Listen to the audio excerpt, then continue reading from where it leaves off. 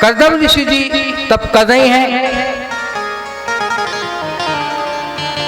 उनको भी आदेश है ब्रह्मा जी का, ये भी ब्रह्मा जी के पुत्र हैं, इनको भी आदेश है ब्रह्मा जी के द्वारा कि सृष्टि की रचना करना, सृष्टि की वृद्धि करना।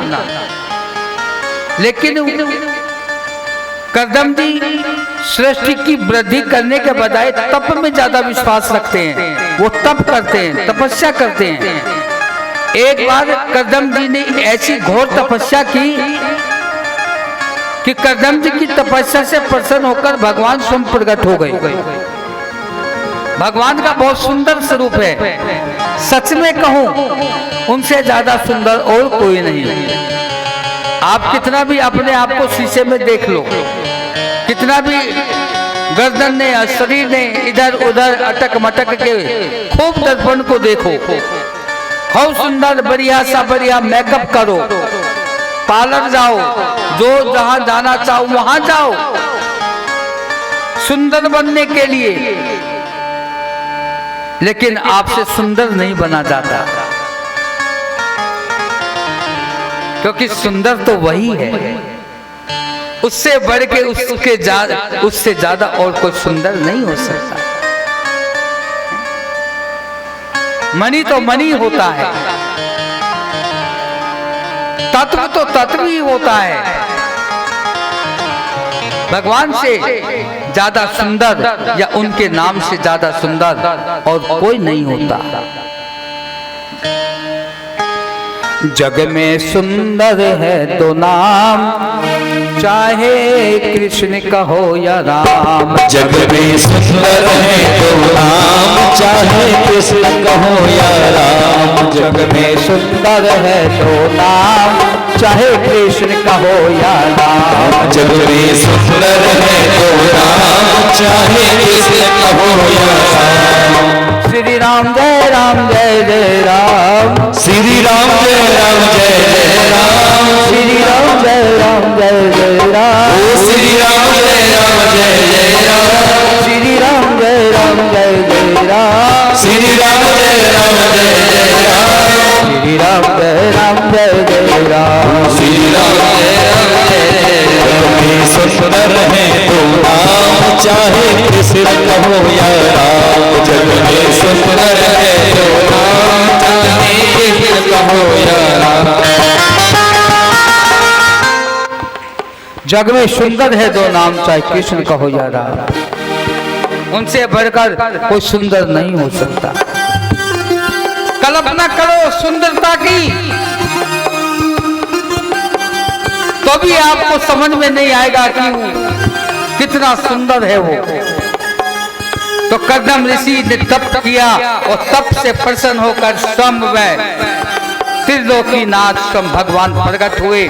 और जैसे ही कर्दम जी ने भगवान को देखा तो उनको स्तुति और वंदन करके, प्रणाम करके, हाथ जोड़कर खड़े हो गए भगवान के सामने।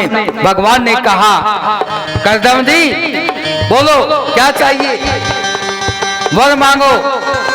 लेकिन वो भगवान को देख के, जिस कामना को लेकर वो तप कर रहे थे, वो कामना को भूल गए और भगवान को देखते देखते पागलों की तरह पागल जैसे हो गए। और जब भगवान ने वरदान देने को कहा तो सामने से मांग लिया कि प्रभु ऐसी मेरी इच्छा हो रही है कि आप जैसा सुंदर सा बालक मेरे घर में आए, जिसको मैं अपने हाथों से खिलाऊं। आप जैसा सुंदर बालक मेरे घर में आए। अब भगवान ने वरदान तो दे दिया, तथास्तु तो बोल दिया, पर भगवान बाद में सोचने लगे मैं अपने जैसा सुंदर बालक कहां से लेकर आऊं।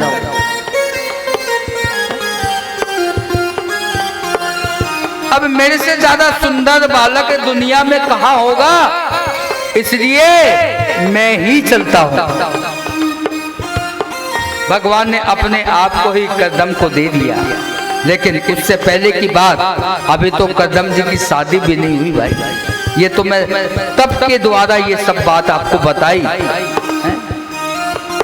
उधर मनु को 9 कन्या थी, बड़ी कन्या का नाम था देवहूति।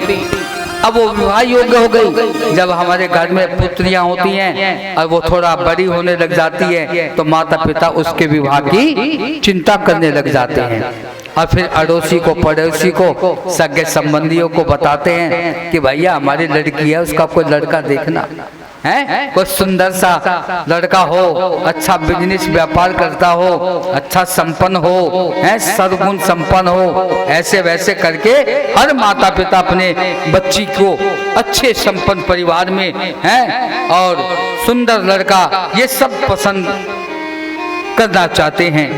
यही सब माता पिता की इच्छा रहती है।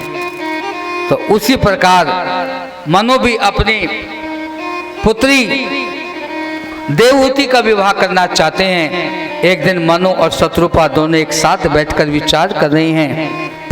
पुत्री जो है विवाह योग्य हो गई और अब वर देखना चाहिए। सोच ही रहे थे, इतनी देर में नारद जी आ गए। नारायण नारायण नारायण नारायण करते अब मनु और शत्रुपा ने नारद जी को प्रणाम किया। महाराज बड़े सुंदर अवसर पर आए, हम तो आपको बुलाने ही वाले थे, अभी अभी थोड़ी देर में फोन करने वाले थे, लेकिन आप अपने आप ही चले आए। तो महाराज आइए, बैठिए, पधारिए। ऊंचे आसन पर बैठाया, स्वागत किया और बाद में नारद जी बोले, क्यों मेरे को जो है आप किस लिए याद कर रहे थे? बोले महाराज आपको इसलिए याद कर रहे थे कि हमारी पुत्री विवाह योग्य हो गई, विवाह कराना है। तो महाराज आप घूमते फिरते रहते हो, हम तो कहीं जाते नहीं और आप इधर उधर। अब जैसे कई लोग परिवार के लोग मुझे भी बोल देते हैं, महाराज हमारी लड़की ब्याह लायक होगी, कोई देखियो, कोई छोड़ा, कुछ समझ में आवे तो। हाँ भाई देखा ना, क्योंकि हर जाति में, हर धर्म में, हर परिवार में आना जाना अपने को रहता ही है। तो नजर में भी होते हैं किसका छोरा किसकी छोरी, कई संजोग लगता है तो दोनों को भिड़ा देते हैं, कर लो भाई बात है। संतों का तो यही काम है। तो मनु और शत्रुपा ने नारद जी से ये सब बात कह सुनाई। तो नारद जी बोले, हाँ है, मेरी नजर में है एक छोरा। तभी मनु से पहले शत्रुपा एकदम अपना ध्यान नारद जी की तरफ केंद्रित करती हुई बोल उठी, हाँ महाराज कौन छोरा है, बताओ तो सही। माताओं को थोड़ा ज्यादा रहती है?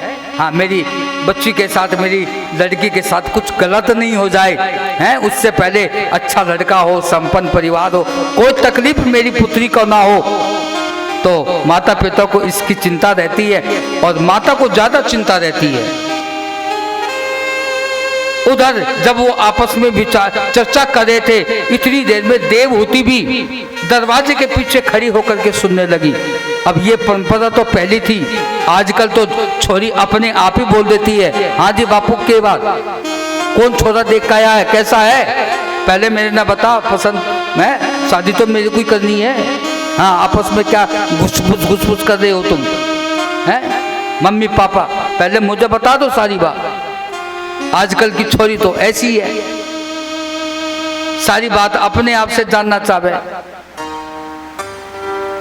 और इससे आगे भी बढ़कर अपने आप ही बात कर लेती हैं। कई छोरियां तो ऐसी भी है। पर मैं तो कथा सुना रहा हूं, जिस प्रसंग को मैं आपको सुना रहा हूं उस प्रसंग में ऐसा नहीं होता है।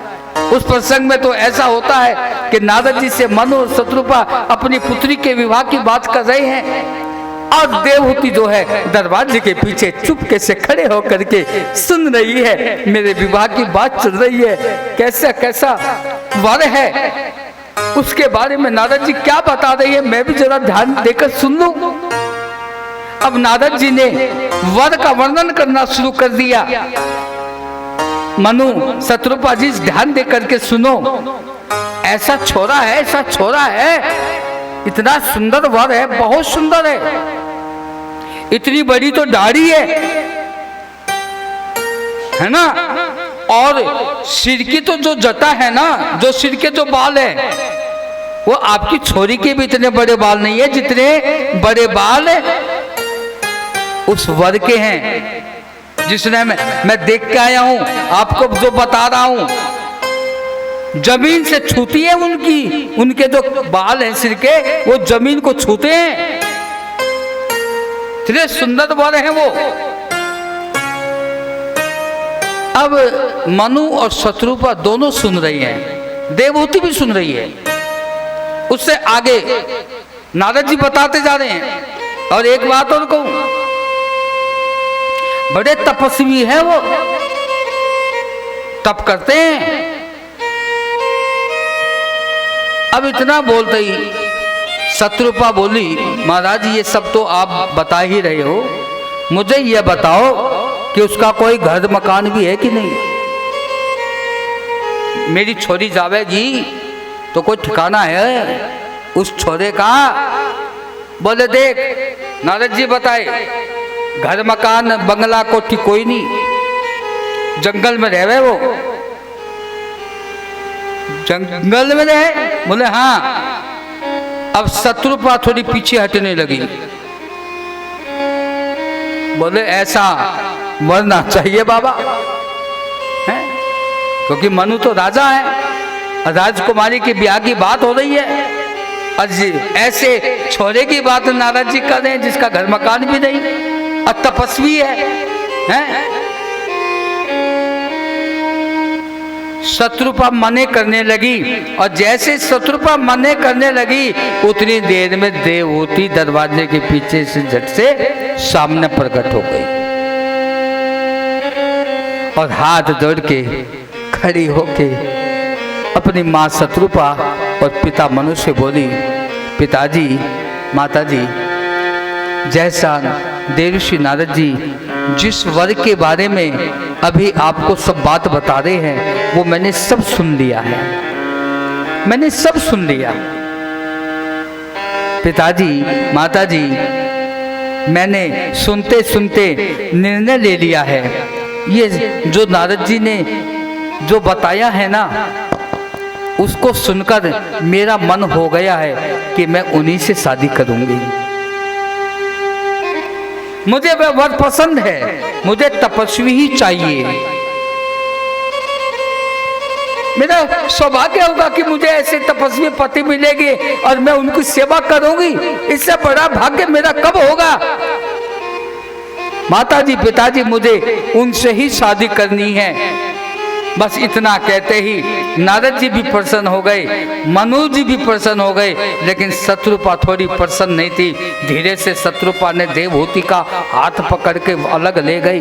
पागल हो गई क्या? तू तो राजकुमारी, राजभोग विलासों में पली पोसी, इतने सुंदर श्रृंगार तेरे होते हैं, इतने सुंदर अच्छे पकवान तू खाती है, और तू ऐसे ऋषि से शादी करेगी? ना उसके पास मकान, ना घर, ना कोई खाने को घास पत्ते खा के वो अपना गुजारा करता है, तप करता है, उसको क्या पता गृहस्थी कैसे चलाई जाती है, हैं? तो मना कर दे। देवहूति ने हाथ जोड़ के कहा, माँ मैं ऐसे पति को मना नहीं करूंगी, मेरे को ऐसा ही पति चाहिए। बस फिर तो क्या था, जब बच्ची ने हाँ भर दी हैं, ओके कर दिया, तो अब तो ओके ही था। अब मनु और शत्रुपा ने नारद जी से कहा कि आप हमारा संदेश कर्दम जी के पास ले जाकर दे दो। अब नारद जी कर्दम जी के पास पहुंचे और कर्दम जी को ये सारी बात बताई कि मनु और शत्रुपा जो राजा हैं पूरी पृथ्वी के, उनकी एक राजकुमारी है जिसका नाम देवहूति है, वो बहुत सुंदरी है, हैं? और मैं उनकी शादी का प्रस्ताव आपके पास लेकर आया हूँ, तो तो आप देवहूति से शादी कर लीजिए। इतना सुन के करदम जी बोले, महाराज देव ऋषि जी आप क्या बात कर रहे हैं, मैं तो एक ऋषि हूँ, जंगलों में रहता हूँ, खाने को घास पत्ता खाता हूँ और कोई मेरा घर मकान कुछ है नहीं, और कई कई हजारों साल में तप में लीन रहता हूँ, मुझे शादी की इच्छा नहीं है। और मुझे वो ऐसी जो लड़की घर में महल में पली हो, पोसी हो, सुंदर श्रृंगार करती हो, अच्छा व्यंजन को खाती हो, ऐसी लड़की राजकुमारी जैसे सुंदर, और वो मेरे वनों में जंगल में मेरे घर और मेरी कुटिया में कैसे रह सकेगी, उनको अब मैं पालन नहीं कर सकूंगा, कहाँ से मैं उनके लिए व्यंजन लेकर आऊँगा, कहाँ से मैं उनके लिए सुंदर वस्त्र लेकर आऊँगा। जब करदम जी ने ये सारी बात नारद जी के आगे कही तो नारद जी ने देवहूति की जो बात थी, जो उनका दिया गया संदेश था, वो करदम जी के आगे रख दिया, बोल दिया कि वो जो राजकुमारी है वो आप जैसा ही पति चाहती है, तपस्वी ही पति चाहती है, और वो आपके साथ विवाह करने को तैयार है।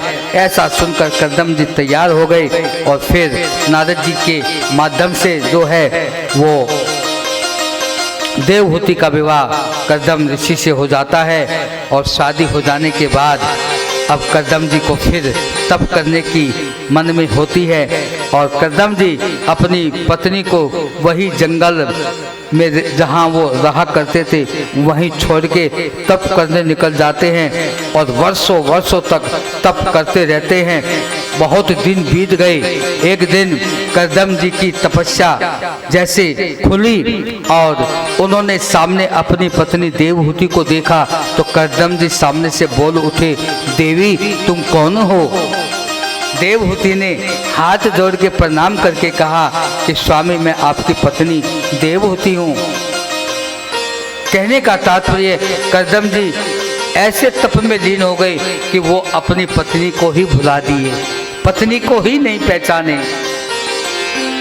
तब ऐसा सुनकर के करदम जी अपनी पत्नी देवहूति पर अति प्रसन्न हुए और प्रसन्न होकर के बोले कि देवी आज मैं तुम्हारी इस भक्ति से बहुत प्रसन्न हूँ कि तूने जो है निर्विघ्न मेरे तप को पूर्ण होने दिया, आपने मेरे तप में कोई बाधा नहीं डाली। इस बात से मैं प्रसन्न हूँ, खुश हूँ, और आप इसके बदले मुझसे कुछ मांगो।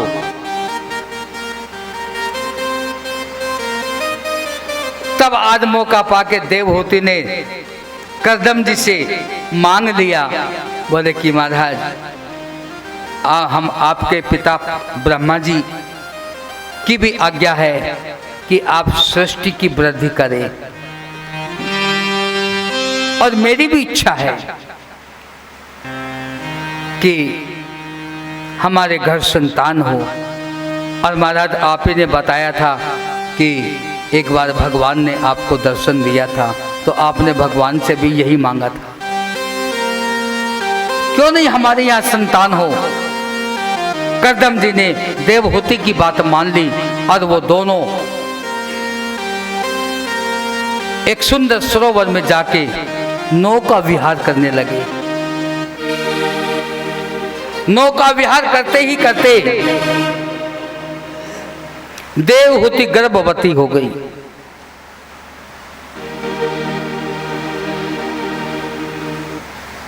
और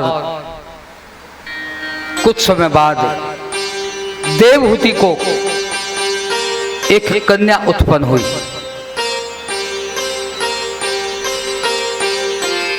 अब होना था लड़का और हो गई लड़की। ये तो विधाता का खेल है, विधाता की रचना है। करदम जी को फिर वैराग हो गया। करदम जी बोले कि अब जो होना था वो हो गया, अब मैं फिर तप करने जाता हूँ। फिर करदम जी ने तप किया और कुछ समय तप करके फिर वापस घर आए और फिर भगवान की कृपा हुई। तो अब देवहूति के यहाँ स्वयं भगवान विष्णु के अंश अवतार वैकुंठ धापति, तीन लोक का स्वामी, त्रिभुवन सुंदर, भक्त वत्सल, जगत पालक आज बालक बनकर कर्दम ऋषि के यहाँ देवहूति की गोद में आकर प्रकट हो गई है और उस शिशु का, उस बालक का एक सुंदर नामकरण हुआ है जिनका नाम रखा गया कपिल। इसलिए हम सब एक बार प्रेम से जय जयकार लगाएंगे। बोलिए कपिल भगवान की जय, जय जय श्री राम। इस प्रकार कपिल भगवान का प्रगटा हुआ। भगवान के घर आ जाने के बाद कर्दम जी फिर तप करने निकल गए। उधर देवहूति के साथ कपिल भगवान है। कुछ समय व्यतीत हुआ तो कपिल भगवान थोड़ा बड़े हुए। देवहूति के द्वारा लालन पालन हुआ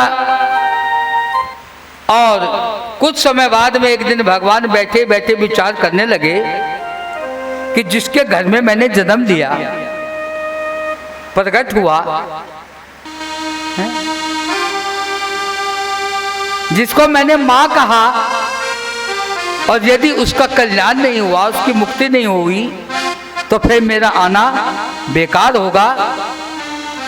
इसलिए मां को वो ज्ञान होना चाहिए कि जिस ज्ञान के द्वारा, जिस तत्व के द्वारा उनको मुक्ति मिले, उनको मेरा धाम मिले।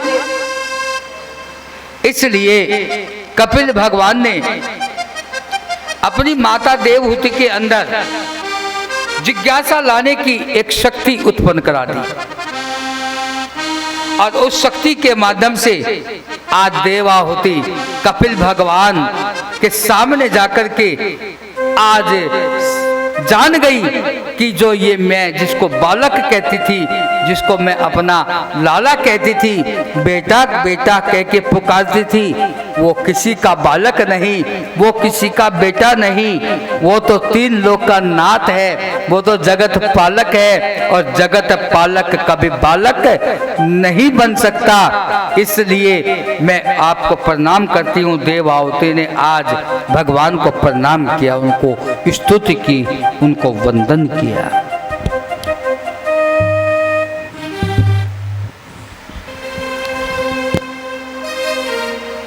और बाद में देवहूति ने हाथ जोड़ के भगवान को प्रणाम करके कहा कि हे नारायण, मैं अज्ञानता के कारण अभी तक आपकी माया से प्रभावित होकर आपको अपना बालक समझती रही, लेकिन आज मुझे मालूम हो गया कि आप मेरे बालक नहीं, आप तो साक्षात नारायण हो और मेरा कल्याण के लिए आए हो।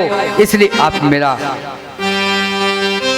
कल्याण करने के लिए मुझे ज्ञान रूपी मार्गदर्शन करो, मुझे वो युक्ति, वो साधन बताओ जिससे कि मेरा कल्याण हो जाए।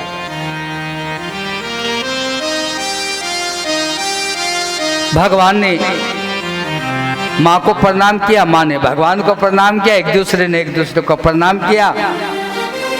आमने सामने सम्मुख होकर के भगवान बैठ गए आसन पर और अब माँ से बोले कि माँ, जो तुम पूछोगी मैं वही जवाब दूंगा। सज्जनों, कपिल भगवान ने माँ को ज्ञान तत्व सुनाया, आत्म तत्व सुनाया, आत्म ज्ञान दिया। और वो 1 घंटे 2 घंटे 4 घंटे का नहीं था, वो वही ज्ञान था, उतने ही समय का ज्ञान था जितना समय आप श्रीमद् भागवत की कथा को सुनते हो। उतने ही समय में कपिल भगवान ने माँ को ज्ञान दिया, क्योंकि वो ज्ञान श्रीमद् भागवत का ज्ञान था जो कपिल भगवान ने अपनी माँ को दिया। माँ सुनती गई, भगवान सुनाते गए। अनेकों अनेक प्रश्न जो है वो देवहूति ने भगवान से किए और सभी प्रश्नों का उत्तर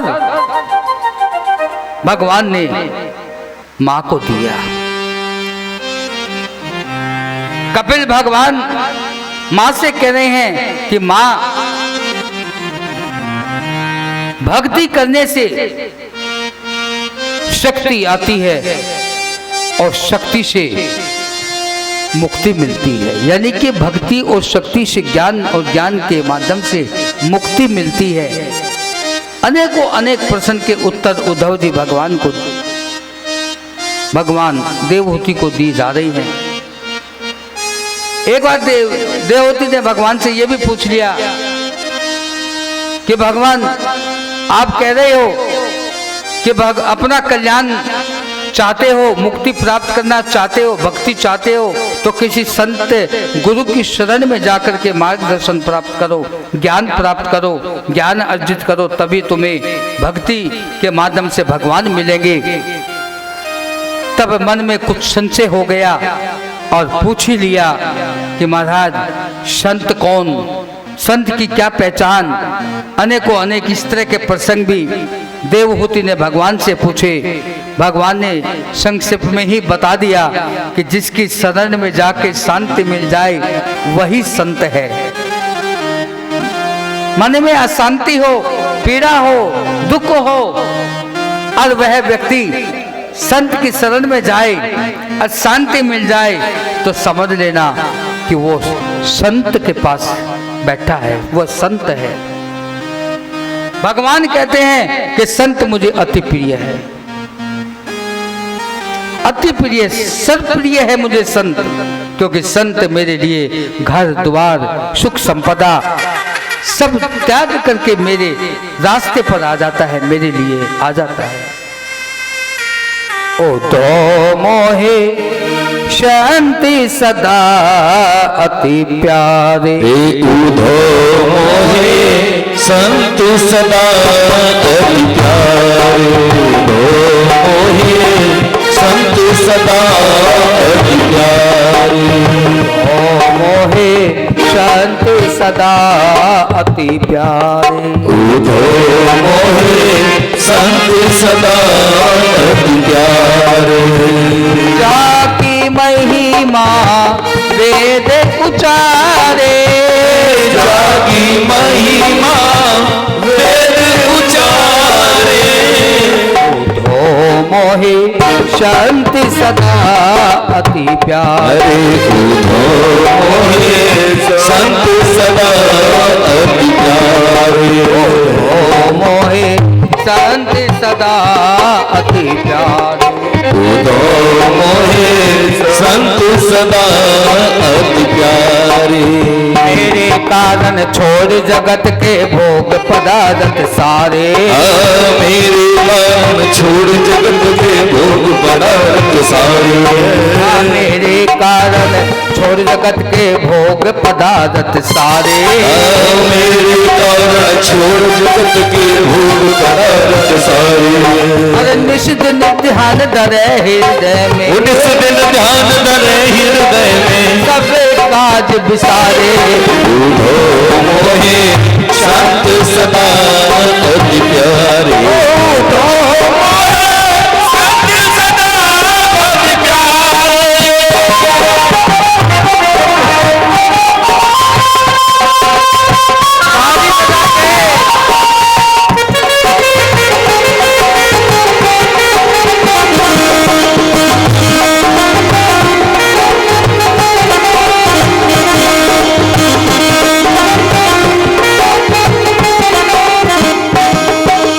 संत मिल जावे मैं मिल जाऊं, संत नमो से न्यारे, संत मिल जावे मैं मिल जाऊं, संत नमो से न्यारे, संत मिल जावे मैं मिल जाऊं, संत नमो से न्यारे, संत मिल जाए मैं मिल जाऊं, संत नमो से न्यारे। अरे बिन सत्संग मोह नहीं पावे, सत्संग मोह नहीं पावे, कोटि जतन कर डाले, उधो मोहे संत सदा अति प्यारे, उधो मोहे संत सदा अति प्यारे।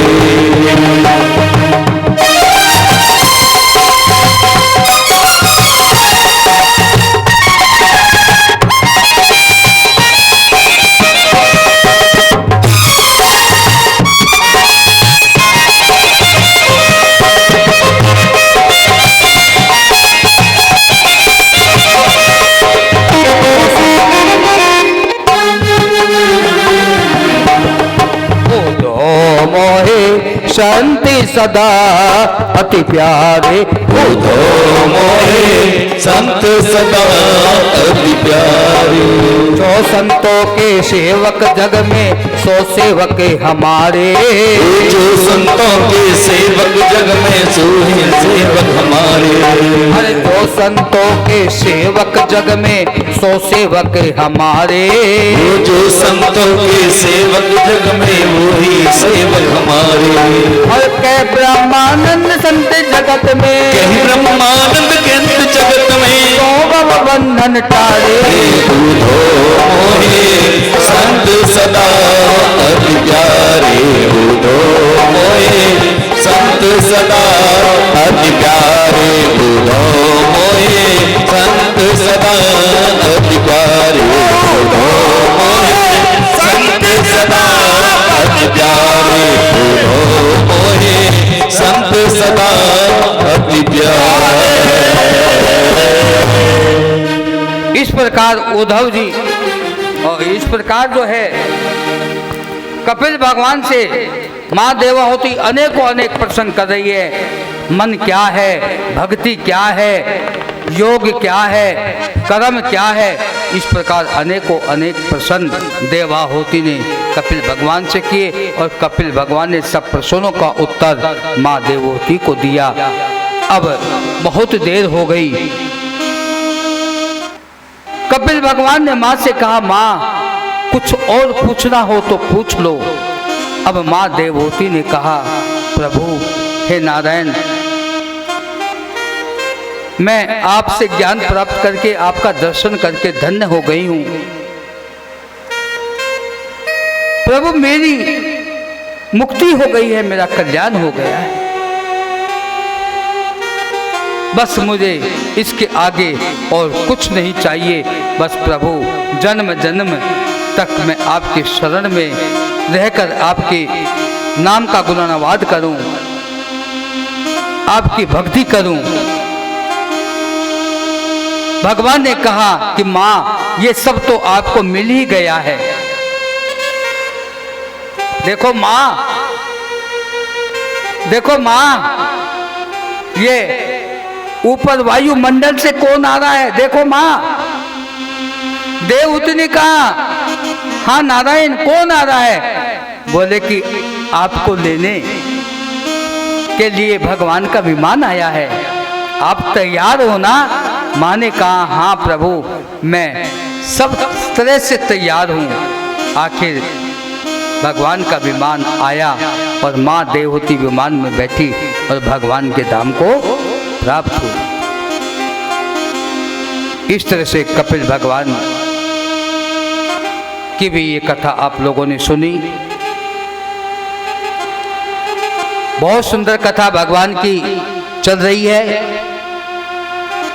और भागवत में अनेकों अनेक भक्तों की कथा आई है। इससे भी आगे वो सुंदर कथा आप श्रवण करेंगे। 1 मिनट का कीर्तन। कर्म की गठरी लाद के जग में फिरे इंसान, जैसा करे वैसा भरे विधि का यही विधान। कर्म करे किस्मत बने जीवन का ये मर्म। प्राणी तेरे भाग्य में तेरे अपने कर, मेरे गिनियो ना अपराध लाडली श्री राधे। समय बड़ा कम है, बस एक स्थाई बोलूंगा क्योंकि कथा भी है झांकी भी है कि मेरे गिनियो ना अपराध लाडली श्री राधे। मेरे गिनियो ना अपराध लाडली श्री राधे। मेरे गिनियो ना अपराध लाडली श्री राधे। मेरे गिनियो ना अपराध लाडली श्री राधे। लाडली श्री राधे, लाडली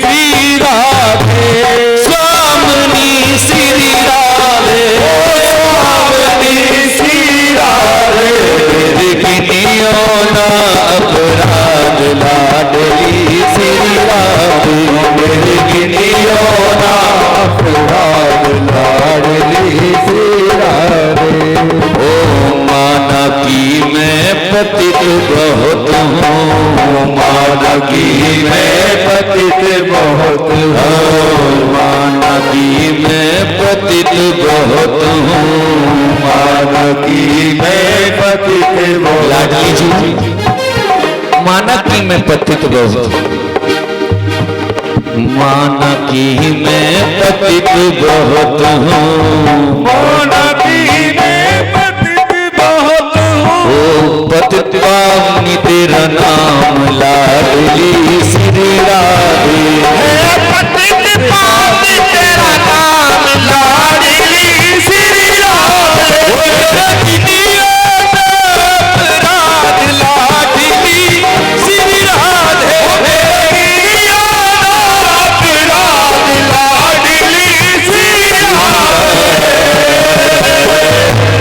समय का अभाव है, समय देखते हैं।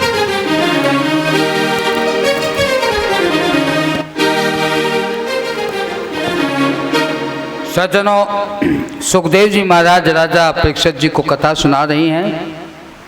अनेकों अनेक भक्तों की कथा श्रीमद् भागवत की कथा में आई है। अभी आप लोग सब भक्तों की कथा सुन रहे हो।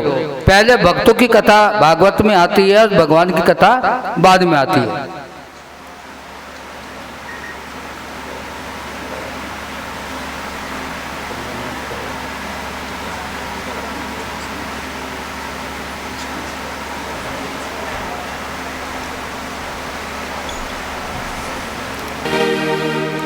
तो भागवत कथा में पहले भक्तों की कथा और फिर भगवान की कथा।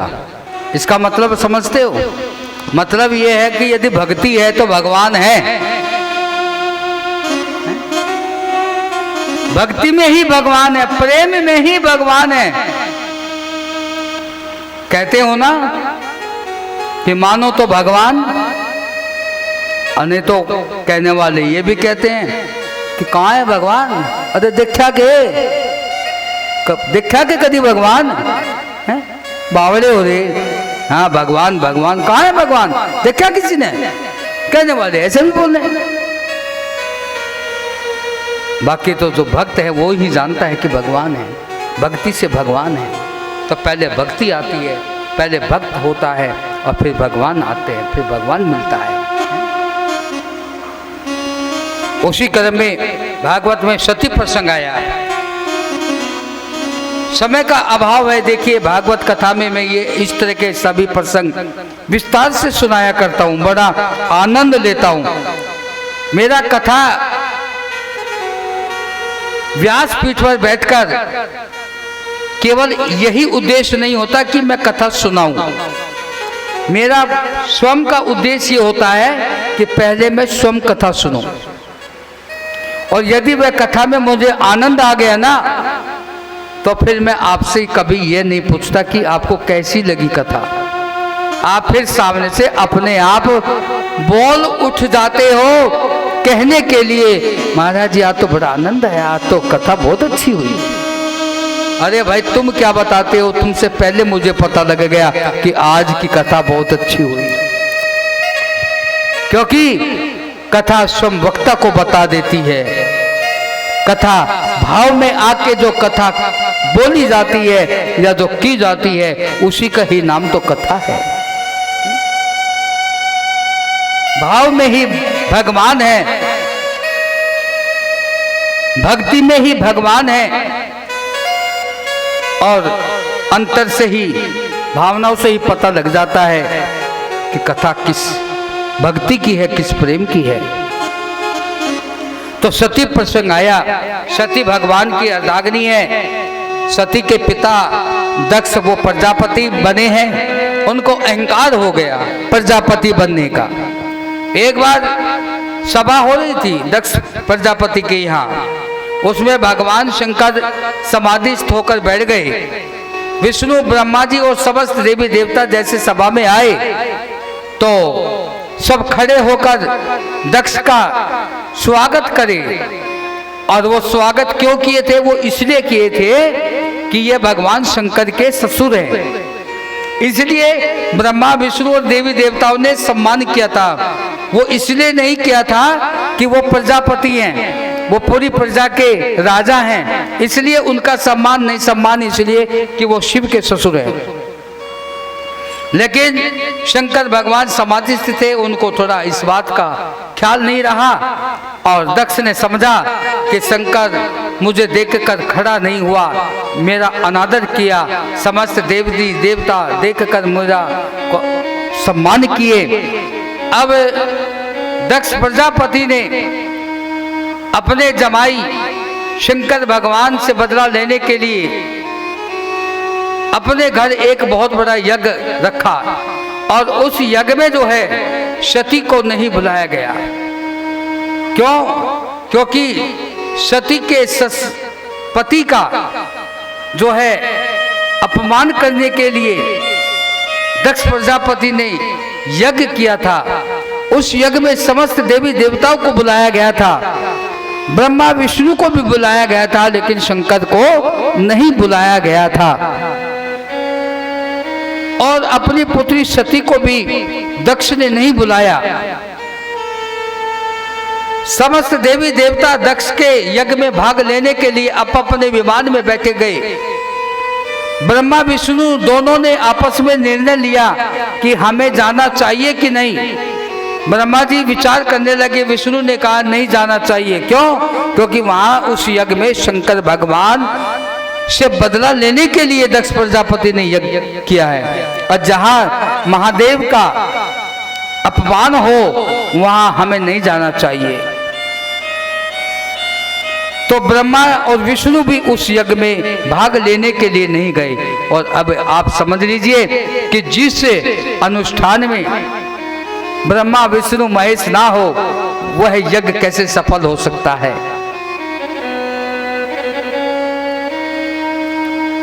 सती जी ने भगवान शंकर से अपने पिता के यज्ञ में जाने की इच्छा प्रकट करी। भगवान शंकर बोले कि सती नहीं जाना चाहिए। सती ने कहा प्रभु वो मेरे बाप का घर है।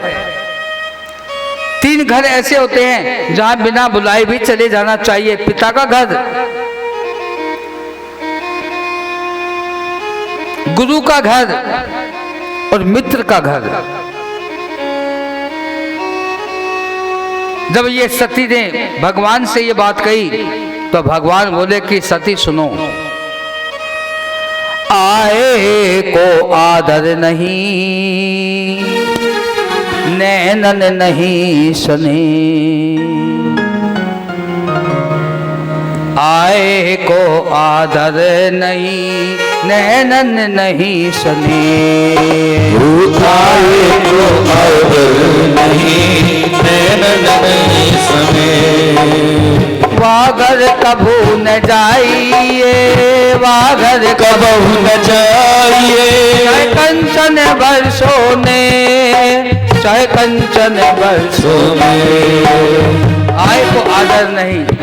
जहाँ हमारे जाने पर हमारा आदर ना हो, सम्मान ना हो, बल्कि अनादर होता हो, तो वहाँ हमें नहीं जाना चाहिए, भले ही वहाँ हमें सोना क्यों ना मिलता हो। शंकर भगवान ने सती को समझाया, लेकिन सती नहीं मानी और सती अपने पिता के यज्ञ में आकर भाग लेती है। और जब यज्ञ मंडप में सती जाके देखती है कि वहाँ पति शंकर का, शिव का कोई स्थान नहीं है, सभी समस्त देवी देवताओं का वहाँ स्थान है, तो सती अपने आप से अपमानित हुई और सती ने सोचा कि मुझे अब वापस अपने पति के पास नहीं जाना है। उन्होंने तो मुझे भेजने को पहले ही मना कर दिया था, समझा दिया था, पर मैं जिद करके आ गई हूँ और यहाँ आकर मैं अपने पति का अनादर बर्दाश्त नहीं कर सकती हूँ। इसलिए माँ सती ने यज्ञ मंडप में जाकर माँ अग्नि देवी का आह्वान किया, अग्नि प्रकट हो गई और उसी समय सती का सुहा हो गया। इस तरह से संक्षेप में ये सुंदर वर्णन आप लोगों ने जो है भागवत की कथा के अनुसार सुना। फिर वही सती अगले जन्म में हिमाचल की पुत्री पार्वती के रूप में जन्म लिया और फिर पार्वती का विवाह शंकर भगवान से हुआ। आज भगवान शंकर की जो पत्नी है वो माँ पार्वती है, माँ गोरा है।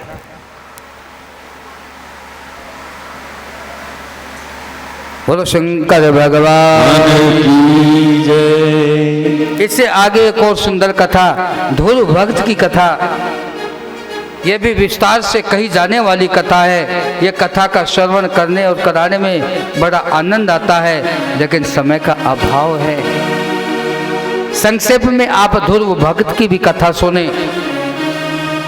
ध्रुव एक छोटा सा बालक, जिसके माँ का नाम सुनीति है और पिता का नाम उत्तानपाद है। उत्तानपाद के एक और रानी थी जिसका नाम सुरुचि था। उसके भी एक पुत्र था जिसका नाम उत्तम था।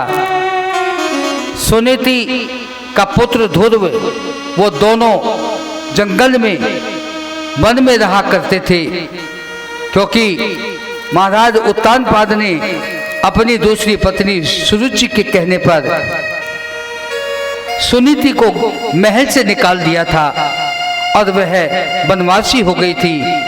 एक दिन सुनीति ने भगवान से याचना कर डाली, हे प्रभु, यदि मेरे को कोई पुत्र या कोई बच्चा होता तो मैं अपने बच्चे को आपकी भक्ति के लिए आपकी गोद में सौंप देती, और मेरे पुत्र मेरे बच्चे की भक्ति से प्रसन्न होकर आप दर्शन देते तो मेरी कोख धन हो जाती, मैं धन हो जाती, मेरी 21 पीढ़ी का उद्धार हो जाता।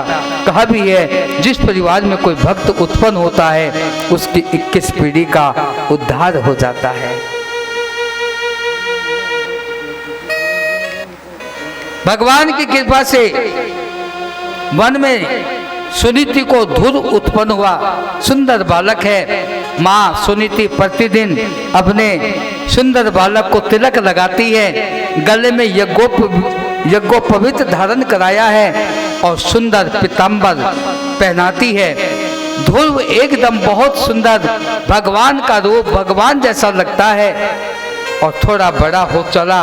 ध्रुव 4 साल की अवस्था में एक दिन की बात अपने सखा ग्वालों के साथ, अपने मित्रों के साथ महल के आगे आकर खेलने लग जाता है। उत्तानपाद अपने सिंहासन पर बैठा होता है, उनकी दृष्टि ध्रुव पर पड़ती है और ध्रुव को देखते ही उत्तानपाद को लगता है कि यह ऐसा लगता है किसी वनवासी का यह पुत्र है, कहीं मेरा यह पुत्र तो नहीं।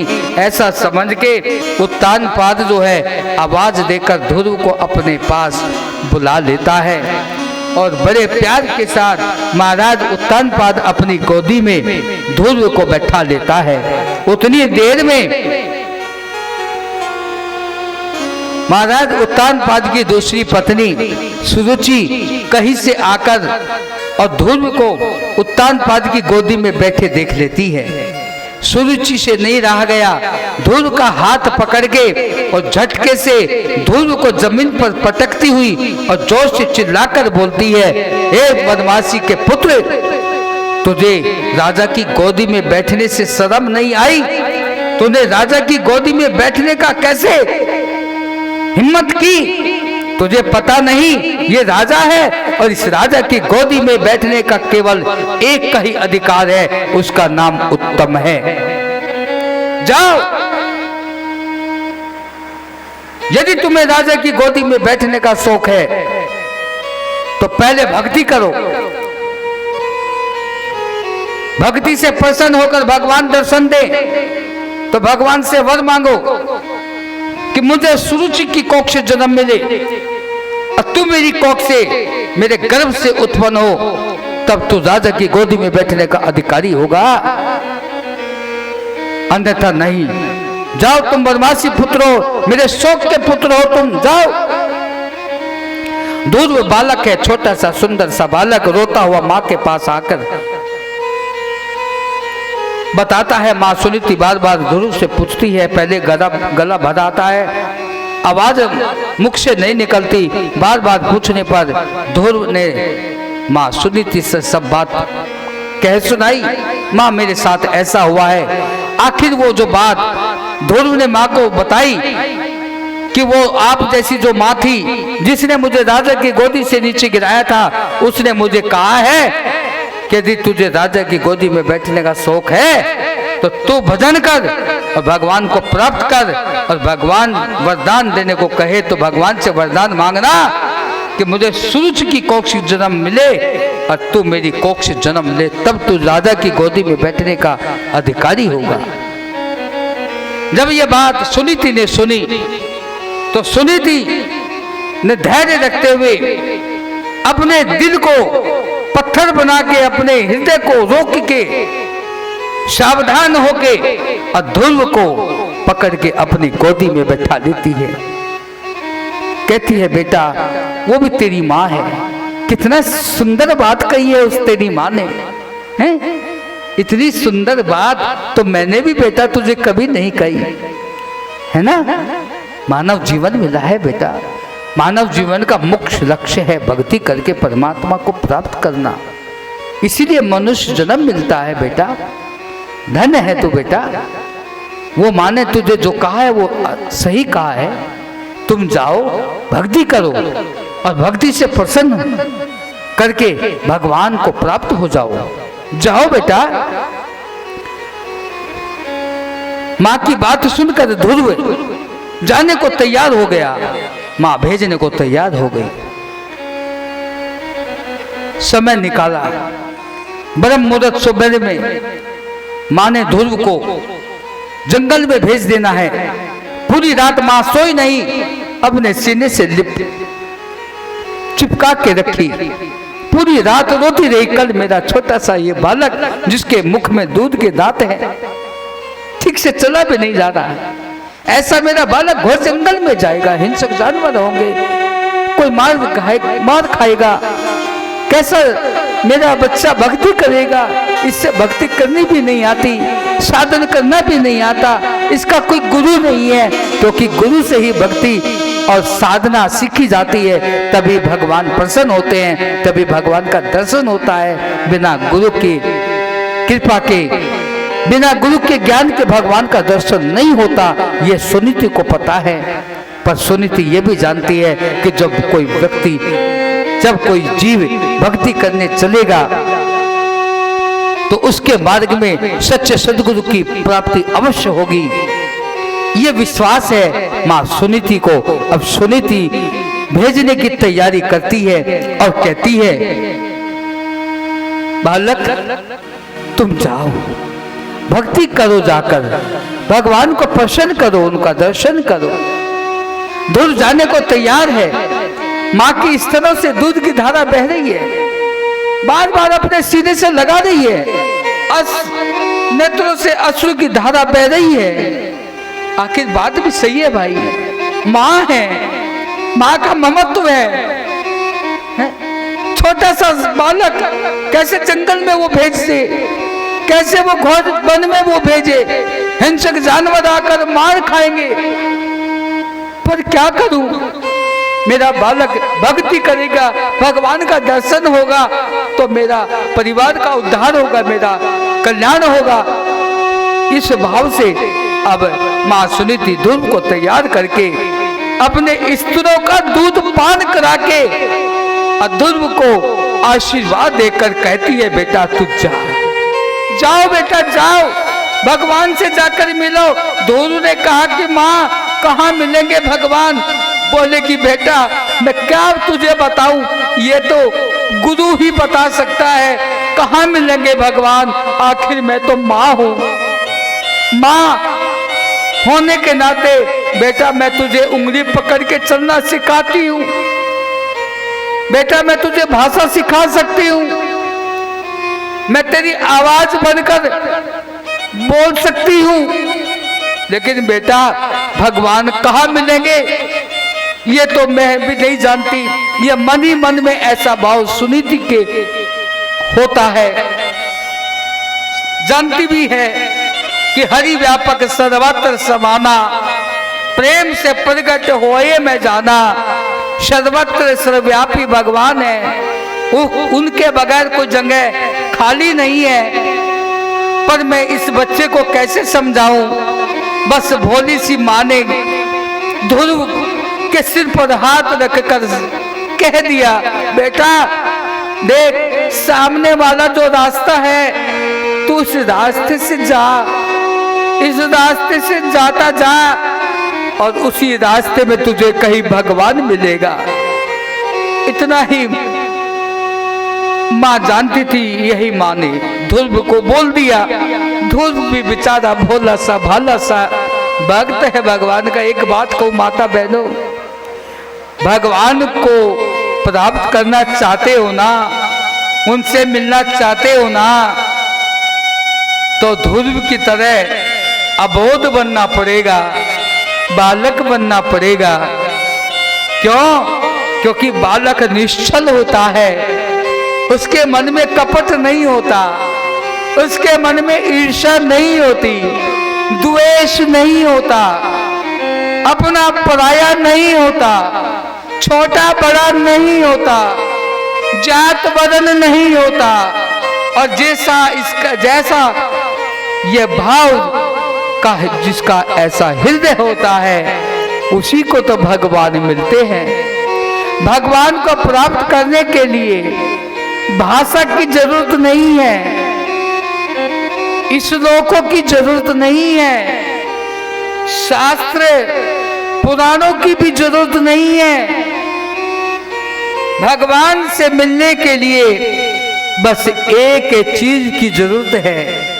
यदि वो आपके पास हो जाए तो फिर उसके मिलने में कोई संशय संदेह भी नहीं है। बस केवल वो एक वस्तु, वो क्या है? उसी का नाम है भाव, उसी को कहते हैं प्रेम, उसी को कहते हैं भक्ति। वो जिसके पास आ जाती है उसी को मिलते हैं भगवान। तो ध्रुव तो भोले स्वभाव का है, बच्चा है, अबोध है। और माँ सुनीति ध्रुव से कहती है, बेटा जाओ, सामने वाले रास्ते से जाओ, भगवान तुझे मिलेगा। ध्रुव ने माँ को प्रणाम किया और जंगल में भगवान को प्राप्त करने के लिए प्रणाम करके आगे कदम बढ़ाते हुए जैसे ही चला तो माँ सुनीति ने पीछे से आवाज लगाई, बेटा ध्रुव, ध्रुव, बेटा ध्रुव। ध्रुव पीछे मुड़कर देखता है, हाँ माँ। बेटा एक बात सुनकर तो जाओ। हाँ माँ। बोलो क्या बात है? बोले बेटा जाने से पहले एक काम करो। बोले क्या? बोले कि बेटा वो भी तेरी माँ है जिसने राजा की गोदी से तुझे हाथ पकड़ के नीचे उतारा। आज की जैसी माँ नहीं है सुनीति, आज की जैसी माँ होती कहती कि जीवन में कभी उसके दरवाजे मत चले जाना, उससे कभी बोल मत जाना। पता है उसने तुझे पकड़ के पटक दिया था, मारा था तुझे पकड़ के। लेकिन सुनीति ऐसा नहीं बोलती है, अपने आप को संभालती हुई बोलती है, बेटा जिसने तुझे राजा की गोदी से नीचे उतारा था ना, वो भी तेरी माँ है। बेटा तू उस माँ के पास जाके उसको प्रणाम करके आशीर्वाद लेकर आ। ध्रुव को जाने में संकोच होता है, उस माँ से डर लगता है। लेकिन सुनीति कहती है, बेटा तो जब वह माँ के पास जाकर प्रणाम करेगा ना, तब वो माँ तुझे डांटेगी नहीं, तुझे मारेगी नहीं और तेरे को आशीर्वाद देगी। बेटा सुंदर वचन कहेगी। ध्रुव माँ की बात सुनकर और सूरज के पास जाते हैं और चरणों में जैसे ही माँ कहकर प्रणाम करते हैं, भले ही सुरुचि कैसी कुबुद्धि वाली है, तृष्णा बुद्धि वाली है, ईर्ष्या बुद्धि वाली है, दुर्भावना वाली है, लेकिन जब चरणों में ध्रुव ने प्रणाम किया, अब प्रणाम करके कहा कि माँ मुझे आशीर्वाद दो कि मैं भगवान से मिलने जा रहा हूँ। जब ध्रुव ने ये बात कही तो वह दुर्बुद्धि वाली सुरुचि ने ध्रुव के सिर पर हाथ रख के बोला, हाँ बेटा तू भक्ति करने भगवान से मिलने जा रहा है? बोले हाँ माँ, भगवान से मिलने जा रहा हूँ। तो बस फिर तो क्या था, सुरुचि ने भी कह दिया, बेटा भगवान तेरा मनोरथ पूर्ण करे।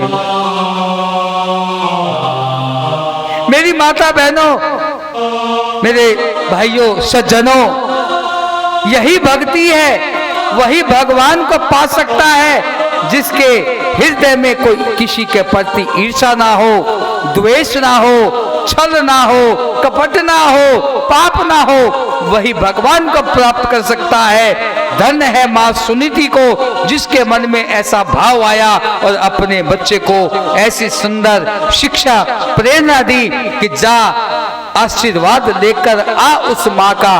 आज उस माँ ने भी आशीर्वाद दिया। अरे जिसको दुश्मन भी आशीर्वाद दे वही तो भगवान से मिल सकता है। धोर चले हैं, आगे बढ़े। फिर माँ ने पीछे से आवाज लगाई, बेटा बेटा धुन सुनो। धुन फिर पीछे मुड़कर देखे, हाँ माँ माँ क्या है? बेटा तुम जा रहे हो ना? बोले हाँ माँ। तो बेटा एक बात का ध्यान रखना, चलते चलते चलते चलते तुझे कोई संत मिले तो उनको दंडवत प्रणाम करना, क्योंकि सुनीति इतना तो जानती है कि मेरा बच्चा भक्ति करने निकला है, और जो भक्ति करने निकलता है तो उसके मार्ग में सच्चे सद्गुरु की प्राप्ति तो होती है। कोई सद्गुरु तो मिलेगा ही मेरे बच्चे को, इसलिए पहले से संस्कार दिया। कहते हैं ना कि पहले बच्चे की गुरु जो है माँ ही होती है। माँ जैसे संस्कारों में संस्कार देगी वैसे ही बच्चे को संस्कार पड़ेगा। ध्रुव को संस्कार दिया, बेटा तू जाएगा तो तुझे कोई संत मिले तो उनको प्रणाम करना।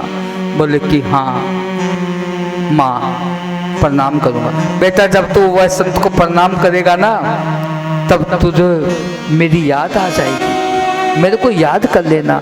बेटा जैसा माँ का हृदय होता है ना अपने बच्चों के लिए, वैसा ही बेटा संतों का हृदय होता है। जब तू उनको प्रणाम करेगा ना वो तुझे उठा के अपने सीने से लगाएगा, अपने छाती से लगा लेगा। और बेटा उस समय तू मुझे याद कर लेना, क्योंकि मैं भी तो तुझे सीने से लगाती हूँ ना।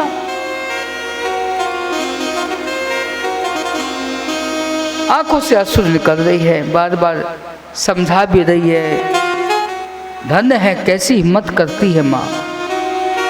ध्रुव फिर आगे बढ़ा, माँ को प्रणाम करके। रास्ते में कई सारी बाधाएं आई, लोभ भी आया। किसी ने लोभ दिया, खुद पिता ने लोभ दिया, ध्रुव वापस आ जाए तो पूरा राज्य दे दूंगा। ध्रुव ने समझा कि 10 कदम चलने पर राज मिलने लगा और आगे बढ़ूंगा तो इससे भी ऊपर की कोई चीज होती होगी वही मिलेगी, मुझे नहीं चाहिए राज। अरे भक्ति वही कर सकता है जो लोभ का लालच का त्याग करे। ध्रुव ने राज का त्याग कर दिया, ठोकर लगा दी, नहीं चाहिए मुझे राज। आगे बढ़ा, बढ़ते जा रहे हैं। और एक दिन वो आया कि जैसे ध्रुव नारायण नारायण भजते जा रहा था और नारायण की धुन सुन के नारद जी भी देवलोक से चल पड़े ध्रुव से मिलने। इधर से तो ध्रुव और उधर से नारद जी, और दोनों एक ही ताल में एक ही सुर में गा रहे हैं, नारायण नारायण भजमन नारायण नारायण नारायण नारायण नारायण भजमन नारायण नारायण नारायण नारायण भजमन नारायण नारायण। उधर से नारद जी, इधर से ध्रुव, दोनों का मिलन होता है। ध्रुव ने देखा कि संत की लाइन में गुरु के रूप में आए हैं। माँ के वचन याद आ गए। ध्रुव ने नारद जी के चरणों में प्रणाम किया और उसी समय नारद जी जो हैं ध्रुव को उठा के अपने सीने से लगा दिया, छाती से लगा दिया। ध्रुव को माँ की याद आ गई। ध्रुव की आंखों में आंसू आ गए। आज माँ की याद आ गई। कई दिन हो गए माँ को छोड़े। माँ ने यही कहा था। नारद जी ने ध्रुव की परीक्षा लेना शुरू किया। पहले ऐसी परंपरा थी भाई। शिष्य जब गुरु की शरण में जाता था तो गुरु अपने शिष्य की परीक्षा करते थे। आज उसका उल्टा हो गया। आज गुरु शिष्य की परीक्षा नहीं करता। आज शिष्य गुरु की परीक्षा करता है, गुरु बनाने लायक है कि नहीं। और मैं उस व्यक्ति के विचारों से सहमत हूं।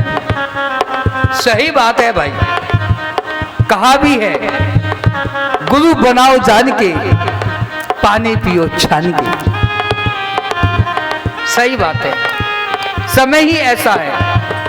पहले वाला संत, पहले वाला समाज नहीं है। परखो, देखो, भालो और बाद में चयन करो, बाद में उसको चुन लो। क्योंकि गुरु बार बार नहीं बनाया जाता। गुरु बना के छोड़ा नहीं जाता, उसको बदला नहीं जाता। गुरु बना के जो बदलता है, जो छोड़ता है, उसको पाप लगता है।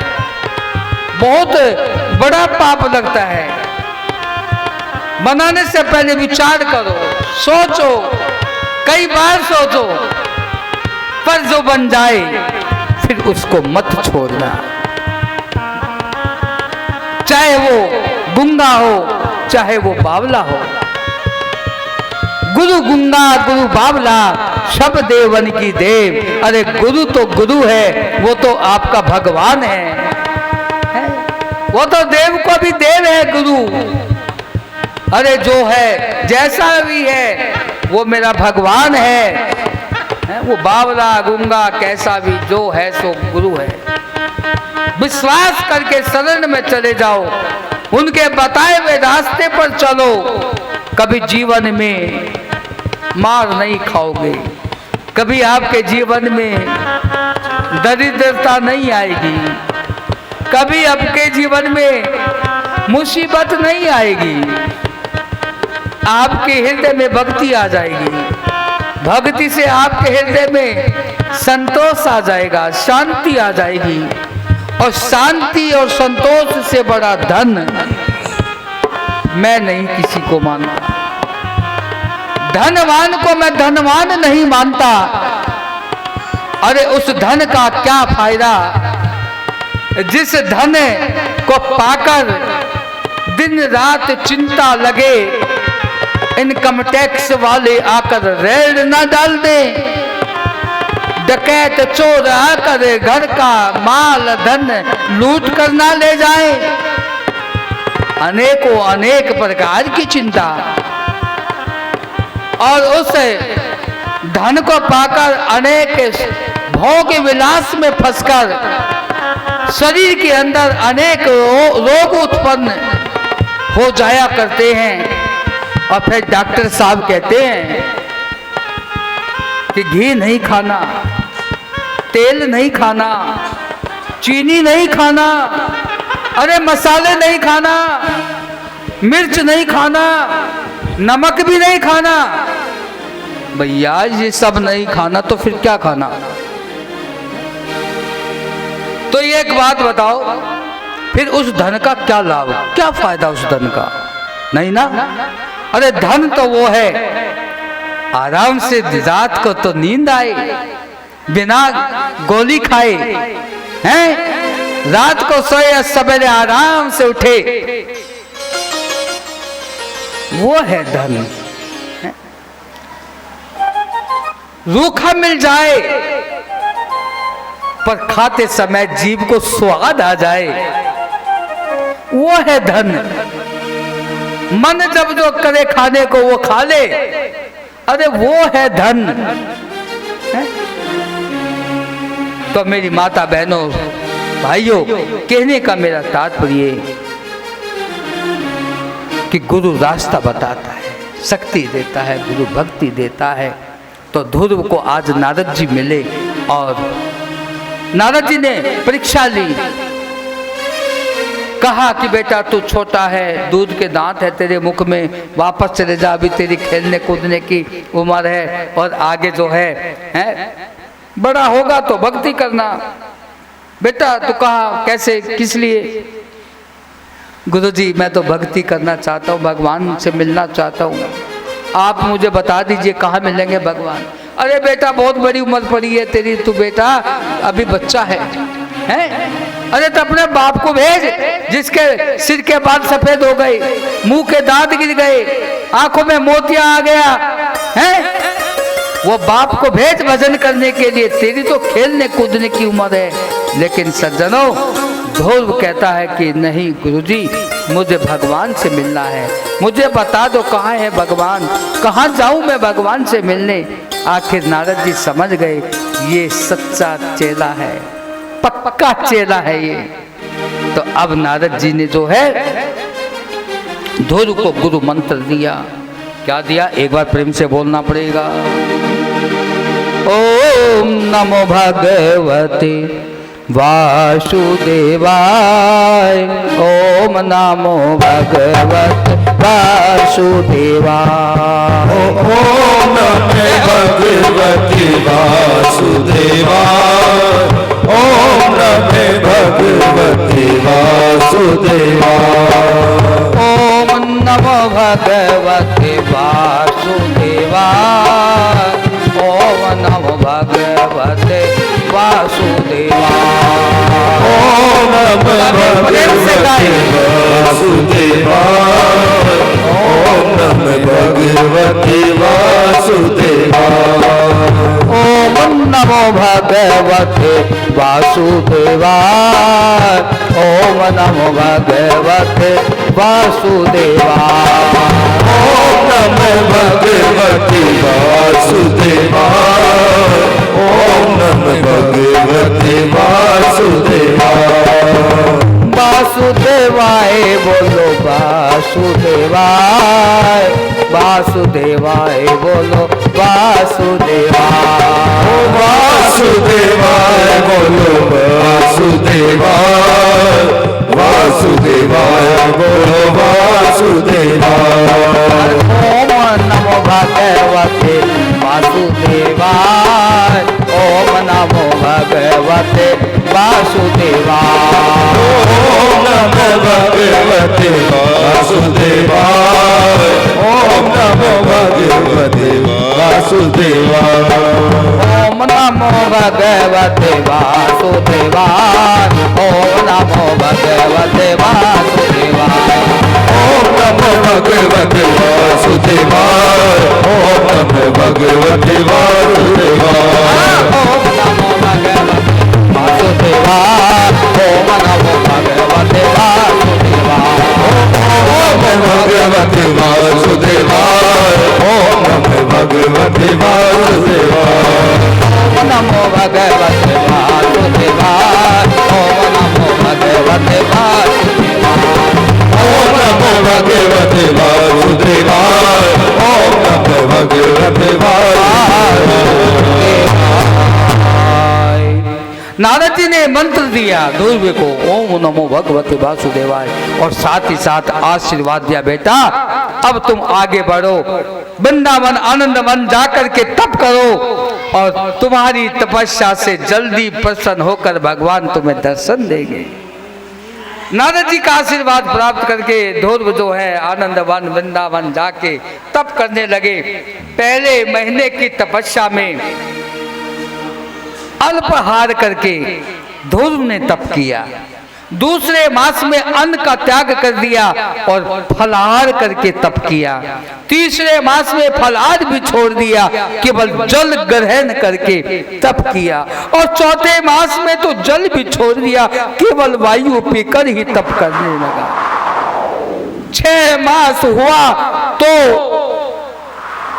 ऐसी घोर तपस्या ध्रुव की देखकर इस पूरी प्रकृति के, वायुमंडल के, पृथ्वी लोक के समस्त देवी देवता कांपने लगे, घबराने लगे। ग्रह नक्षत्र प्रकृति उलट पुलट होने को हो गई, संसार घबरा गया। आखिर देवी देवता सब के सब इकट्ठे होकर भगवान के पास जाकर बोले, प्रभु जल्दी करो भगवान, जल्दी करो। भगवान बोले, काहे की जल्दी करूं? बोले कि आपने भक्त ध्रुव को दर्शन दो। भगवान ने कहा, हे देवी देवताओं, मैं भगवान को मैं अपने भक्त को दर्शन देने नहीं, मैं तो अपने भक्त का दर्शन करने जाऊंगा। 6 महीने में भगवान जो है ध्रुव की भक्ति से प्रसन्न होकर के चतुर्भाग में 4 हाथ वाले त्रिलोकीनाथ विष्णु भगवान प्रकट हो गए। बोले नारायण भगवान की जय, बोले चतुर्भुज भगवान की जय। ध्रुव ने भगवान की स्तुति वंदन किया। भगवान ने ध्रुव से वर मांगने को कहा। ध्रुव ने कहा, प्रभु मुझे पहले भले ही कोई भी इच्छा नहीं हो, लेकिन आपको देखने के बाद मेरे को कोई इच्छा नहीं है, मुझे कुछ नहीं चाहिए। नहीं ध्रुव, तुमने मेरी भक्ति की है, बोलो क्या चाहिए? बोले कि प्रभु यदि कुछ देना ही चाहते हो तो मेरे माता पिता को मुक्ति दे देना जब वो आपके दरवाजे पर आए। सबसे पहले अपने माता पिता की चिंता की। आपके दरवाजे आए तो उनको कल्याण कर देना। भगवान बोले, अरे बेटा, तेरे माता पिता की ही नहीं, तेरे 21 पीढ़ी का कल्याण हो गया, उनको सबको मुक्ति मिलने वाली है। इतना बड़ा तू भक्त हो गया, और मांग कुछ। ध्रुव ने कहा, नहीं प्रभु और कुछ नहीं चाहिए। भगवान बार बार कहते हैं। आखिर ध्रुव ने कहा, प्रभु आप कुछ देना ही चाहते हैं, बस जन्म मिले तो आपकी भक्ति करूं और भक्ति से आपको पाऊं, और जन्म नहीं मिले तो आपकी शरण में आके आप में विलय हो जाऊं, बस इससे आगे मेरे को कुछ नहीं चाहिए। भगवान ने कहा, ठीक है, ये तो तुझे मिल ही गया, अब मेरी एक इच्छा है, तुम जाके राज करो। फिर बाद में ध्रुव आए, राज्य की है। और कुछ समय के बाद में ध्रुव जो है के राज में सारी प्रजा सुखी संपन्न सुविधाओं से संपन्न रहती है। बाद में फिर ध्रुव को वैराग हो उठता है और गंगा जी ऋषिकेश में गंगा जी के किनारे आकर के तप किए हैं, भक्ति की है।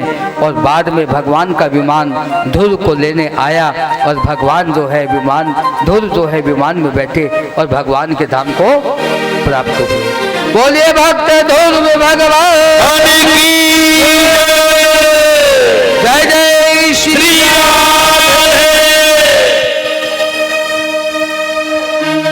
मैं आप अपनी वाणी को विराम देने से पहले इस भागवत मंडप में बैठे सभी उपस्थित सज्जनों, माताओं, भाइयों और बहनों से और इस कार्यक्रम को लाइव देखने वाले आराधना चैनल के माध्यम से या शीतल गंगा यूट्यूब चैनल के माध्यम से जो भी लाइव हमारे भक्त प्रेमी धर्मानुरागी जो भी से कार्यक्रम को देख रहे हैं, मैं उन सभी को बता देना चाहता हूं कि आज आरती के बाद में जो प्रसाद वितरण होने जा रहा है वो मेरठ से श्रीमती बबीता देवी, धर्मपत्नी श्रीमान राजवीर सिंह कर्नल साहब, जो मेरठ में रोहटा रोड सूर्य कॉलोनी एकांश वाटिका में रहते हैं, उनकी तरफ से ये आज का प्रसाद वितरण कराया जाएगा। और इसी श्रृंखला में कुछ और भक्तों के भी नाम प्रसाद वितरण कराने में मेरे पास आए हैं, जिनका नाम, जिन भक्तों का प्रसाद वितरण कराने में आया है तो उनका प्रसाद हम कल वितरण कराएंगे।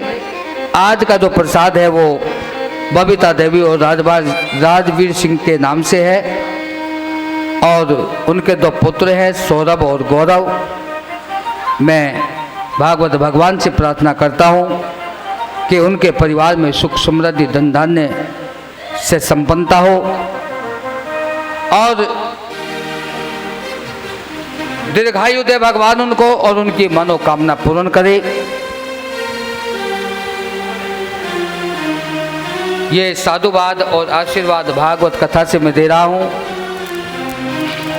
और कल भी बहुत सुंदर सुंदर प्रसंग इस कथा में आने वाले हैं। कल भी भक्तों की कथा है, जड़ भक्त की कथा, अजामिल भक्त की कथा, भक्त प्रहलाद की कथा है, बहुत सारी कथाएं हैं कल। तो आप लोग समय से आ जाया करें, और आगे की कोई भी और सूचना होगी तो मैं आपको अवश्य दूंगा। कृष्ण जन्म जो है परसों है।